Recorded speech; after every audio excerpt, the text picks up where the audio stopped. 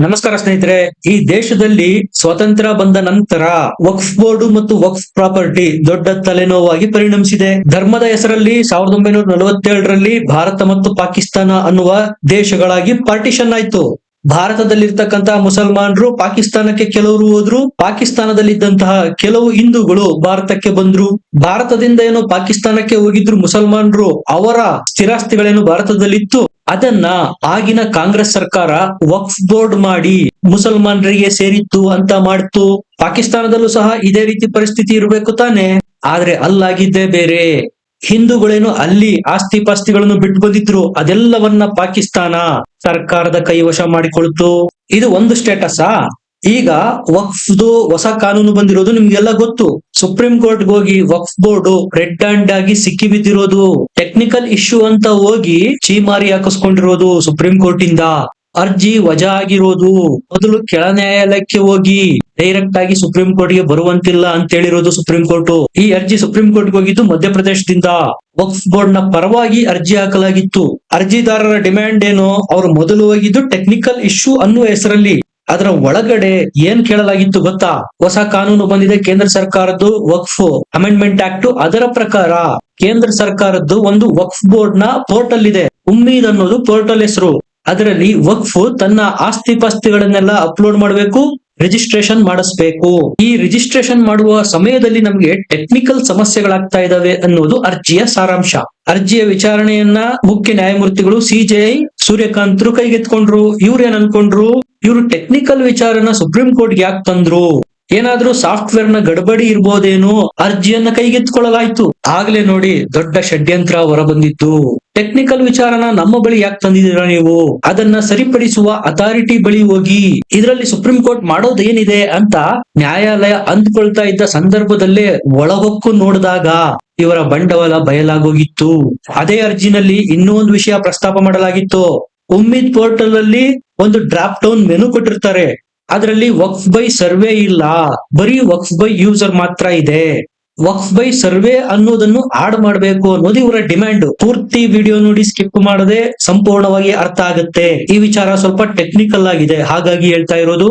Waqf by survey option ಇಲ್ಲದೆ ಇರೋದ್ರಿಂದ ನಾವು ವಕ್ಫ್ ಆಸ್ತಿಯನ್ನ ಉಮ್ಮೀದ್ ಪೋರ್ಟಲ್ ನಲ್ಲಿ ಅಪ್ಲೋಡ್ ಮಾಡೋದಕ್ಕೆ ಆಗ್ತಾ ಇಲ್ಲ, ಆಸ್ತಿ ಪಾಸ್ತಿಗಳನ್ನ ರಿಜಿಸ್ಟ್ರೇಷನ್ ಮಾಡೋದಕ್ಕೆ ಆಗ್ತಾ ಇಲ್ಲ ಅನ್ನೋದು ಅರ್ಜಿದಾರನ ಮತ್ತೊಂದು ದೂರು ಅದೇ ಅರ್ಜಿನಲ್ಲಿ. ಅಂದ್ರೆ ಇವರ ಡಿಮ್ಯಾಂಡ್ ಏನು, ವಕ್ಫ್ ಬೈ ಯೂಸರ್ ಮತ್ತು ವಕ್ಫ್ ಬೈ ಸರ್ವೆ ಈ ಎರಡು ಸಪರೇಟ್ ಆಗಿರ್ಬೇಕು.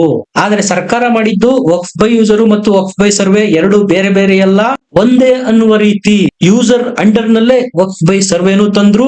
ಹಂಗಾಗಿ ವಕ್ಫ್ ಬೈ ಸರ್ವೆ ಅನ್ನುವ ಆಪ್ಷನ್ ಸಪರೇಟ್ ಆಗಿಲ್ಲ, ವಕ್ಫ್ ಬೈ ಯೂಸರ್ ನಲ್ಲೇ ಆ ದಾಖಲಾತಿಗಳನ್ನು ಅಪ್ಲೋಡ್ ಮಾಡ್ಬೇಕಾಗತ್ತೆ, ರಿಜಿಸ್ಟ್ರೇಷನ್ ಮಾಡಿಸ್ಬೇಕಾಗತ್ತೆ. ಇಲ್ಲೇ ನೋಡಿ ಅಡಕತ್ರಿಗೆ ಸಿಲುಕಿ ಹಾಕಿಕೊಂಡಿದ್ದು ವಕ್ಫ್ ಬೋರ್ಡ್. ವಕ್ಫ್ ಬೈ ಸರ್ವೆ ಅಂದ್ರೆ ಆ ಕಾನೂನಿನ ಪ್ರಕಾರ ಆಸ್ತಿ ಯಾರಿಂದ ಬಂತು, ಹೇಗೆ ಬಂತು, ಖರೀದಿ ಮಾಡಿದ್ದ, ದಾನದಿಂದ ಬಂದಿದ್ದ, ಒಂದು ಮೆನ್ಷನ್ ಇರೋದಿಲ್ಲ. ಆದ್ರೂ ವಕ್ಫ್ ಆಸ್ತಿ ಆಗಿರುತ್ತೆ ಅದು. ಇದು ಈ ಹಿಂದಿನ ಕಾನೂನಿನಲ್ಲಿರೋದು, ಅದನ್ನು ಕಂಪ್ಲೀಟ್ ಆಗಿ ಹೇಳ್ತೀನಿ. ಹಾಗಾಗಿ ಅವರು ಸುಪ್ರೀಂ ಕೋರ್ಟ್ ವರೆಗೂ ಬಂದಿದ್ದು ವಕ್ಫ್ ಬೈ ಸರ್ವೆನ ಸಪರೇಟ್ ಆಗಿ ಇಡಬೇಕು ಅಂತ. ಈಗ ನಿಮಗೆ ಮೂಡ್ತಾ ಇದೆ ಪ್ರಶ್ನೆ, ಏನಿದು ವಕ್ಫ್ ಬೈ ಸರ್ವೆ, ಯಾವೆಲ್ಲ ಪ್ರಾಪರ್ಟಿಗಳು ಈ ವಕ್ಫ್ ಬೈ ಸರ್ವೆ ಅಂಡರ್ ನಲ್ಲಿ ಬರುತ್ತಪ್ಪ ಅಂದ್ರೆ, ಈ ಹಿಂದೆ ಕಾಂಗ್ರೆಸ್ ಸರ್ಕಾರ ಇತ್ತು, ನಿಮಗೆ ನೆನಪಿರ್ಬೋದು. 1992-93 ವರ್ಷ ನಾನು ಹೇಳ್ತಾ ಇರೋದು. ಆಗ ಇವರು ವಕ್ಫ್ ಬಿಲ್ ಗೆ ಒಂದು ಅಮೆಂಡ್ಮೆಂಟ್ ತರ್ತಾರೆ. ಆಗ ವಕ್ಫ್ ಬೈ ಸರ್ವೆ ಅನ್ನೋದನ್ನ ಆಡ್ ಮಾಡ್ತಾರೆ. ಹಾಗಾದ್ರೆ ಏನಿದು ವಕ್ಫ್ ಬೈ ಸರ್ವೆ, ಯಾವ್ದಾದ್ರು ಒಂದು ಜಮೀನಿನ ಮೇಲೆ ಒಂದು ಇಸ್ಲಾಮಿಕ್ ಸ್ಟ್ರಕ್ಚರು, ಅದು ಮಸೀದಿ ಆಗಿರ್ಬೋದು, ಮದರಾಸ ಆಗಿರ್ಬೋದು, ಕಬ್ರಿಸ್ತಾನ್ ಆಗಿರಬಹುದು, ಇಸ್ಲಾಂಗೆ ಸಂಬಂಧಪಟ್ಟ ಯಾವುದೇ ಸ್ಟ್ರಕ್ಚರು ಆ ಜಮೀನಿನ ಮೇಲೆ ಇದ್ರೆ 92-93 ಕಾನೂನಿನ ಪ್ರಕಾರ ಯಾವ್ದದು, ಅದೇ ನಾನೀಗ ಹೇಳ್ತಾ ಇರೋದು ವಕ್ಫ್ ಬೈ ಸರ್ವೆ. ಇದರ ಪ್ರಕಾರ ಅದು ವಕ್ಫ್ ಆಸ್ತಿ ಅಂತ ಕ್ಲೈಮ್ ಮಾಡಬಹುದಾಗಿತ್ತು. ಆಗ ವಕ್ಫ್ ಬೋರ್ಡ್ ಹೋಗ್ತಾ ಇತ್ತು ತಹಸೀಲ್ದಾರರು ಅಥವಾ ಡಿಸಿಯ ಬಳಿ, ಹೇಳ್ತಾ ಇದ್ರು ಅವರು, ಇಂತ ಜಮೀನಿನ ಮೇಲೆ ಇಸ್ಲಾಮಿಕ್ ಸ್ಟ್ರಕ್ಚರ್ ಇದೆ, ಕಟ್ಟಡನೋ ಏನೋ ಒಂದ್ ಇರ್ತಾ ಇತ್ತು, ಅಲ್ಲಿ ಬನ್ನಿ ನೋಡಿ ಸರ್ವೆ ಮಾಡಿ ಅದನ್ನ ವಕ್ಫ್ ಬೋರ್ಡ್ ಗೆ ಸೇರಿಸಿ ಅಂತ ಅರ್ಜಿ ಹಾಕ್ತಾ ಇದ್ರು.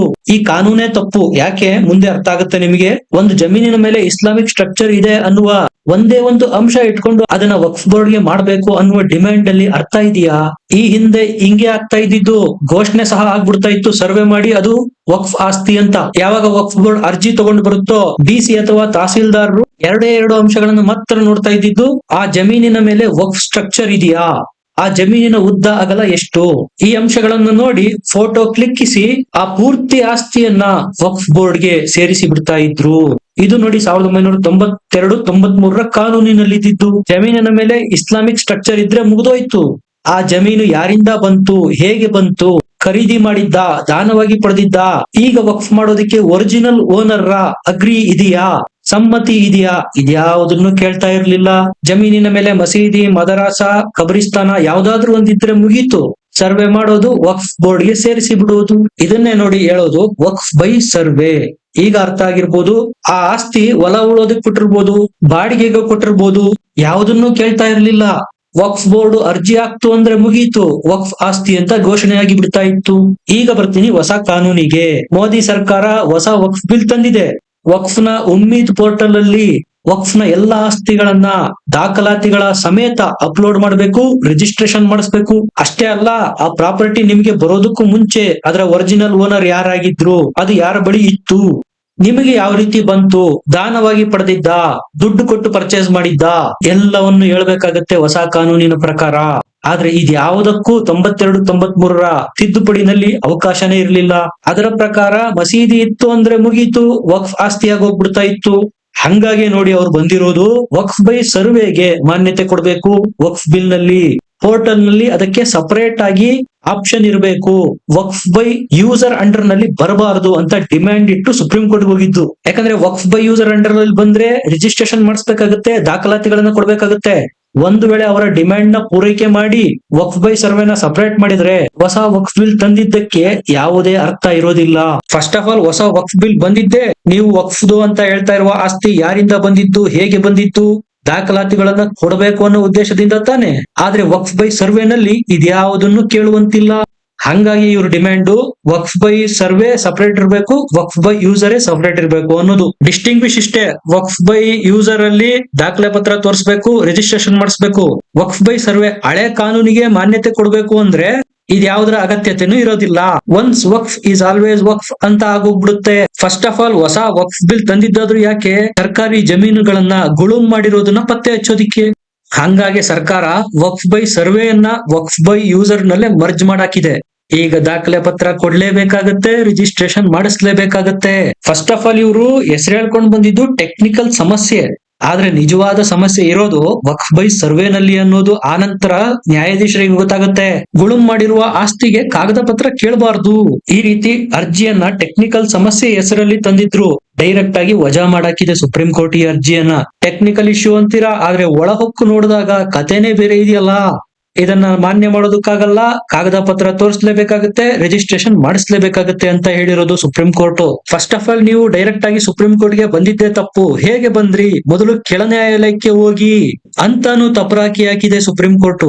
ಸಂಕಷ್ಟ ಏನಪ್ಪಾ ಅಂದ್ರೆ ಇವರು ನಮ್ದು ಅಂತೇನು ಅನೌನ್ಸ್ ಮಾಡ್ಕೊಂಡಿರ್ತಾರೆ ವಕ್ಫ್ ಆಸ್ತಿ, ಅಪ್ಲೋಡ್ ಮಾಡುವಾಗ ಸಮಸ್ಯೆ ಬರುತ್ತೆ. ಒರಿಜಿನಲ್ ಓನರ್ ಯಾರು ಅನ್ನೋ ಪ್ರಶ್ನೆ ಬರುತ್ತೆ.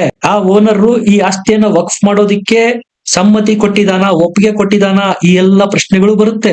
ಒಂದು ವೇಳೆ ಒರಿಜಿನಲ್ ಓನರ್ ವಕ್ಫ್ ಮಾಡೋದಕ್ಕೆ ಸಮ್ಮತಿ ಕೊಟ್ಟಿಲ್ಲ, ಒಪ್ಪಿಗೆ ಕೊಟ್ಟಿಲ್ಲ ಅನ್ನೋದಾದ್ರೆ ಅದು ವಕ್ಫ್ ಆಸ್ತಿ ಆಗಲ್ಲ, ಒರಿಜಿನಲ್ ಓನರ್ಗೆ ಸೇರುತ್ತೆ, ಆತನ ಪ್ರೈವೇಟ್ ಆಸ್ತಿ ಆಗುತ್ತೆ. ಒಂದು ವೇಳೆ ವಕ್ಫ್ ಸರ್ಕಾರಿ ಜಮೀನನ್ನ ತನ್ನ ವಕ್ಫ್ ಆಸ್ತಿಯನ್ನಾಗಿ ಮಾಡ್ಕೊಂಡಿದ್ರೆ ಮತ್ತೆ ಅದು ಸರ್ಕಾರಕ್ಕೆ ಸೇರುತ್ತೆ. As simple as it is ಹೊಸ ವಕ್ಫ್ ಲಾ ಪ್ರಕಾರ. ನಿಮ್ಗೆ ಏನನ್ಸುತ್ತೆ ಕಮೆಂಟ್ ಮಾಡಿ, ಲೈಕ್ ಮಾಡಿ, ಚಾನಲ್ ನ ಸಬ್ಸ್ಕ್ರೈಬ್ ಮಾಡಿ. ಮತ್ತೆ ಸಿಗೋಣ, ನಮಸ್ಕಾರ.